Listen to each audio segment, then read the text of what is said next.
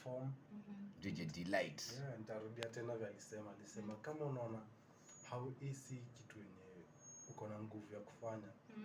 Tafuta tu enda uko artist. Hata alituambia endeni tu saizi kwa workshop ya artist ama event toka tu hapa.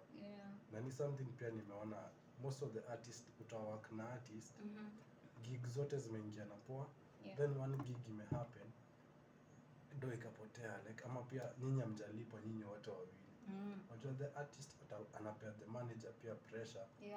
Na pia yeye ako on the pia ameatakiwa. Pia anatafuta true. Wow. That's crazy. Alafu pia artists wako na ego. Like it's not really easy to deal with an artist.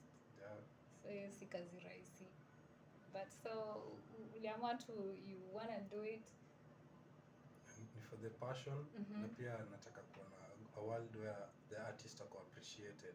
Si just